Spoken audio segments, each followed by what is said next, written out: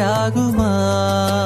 கற்களும் அதில் ஆத்துமாகுமா? கட்டிடம் ஒரு திருச்சபையாகுமா? கற்களும் அதில் ஆத்துமாகுமா? தேவன் வாழும் ஆலயம் என்பது நாம் அல்லவா? நம்மில் வாசம் செய்வது அவரின் ஆவி அல்லவா?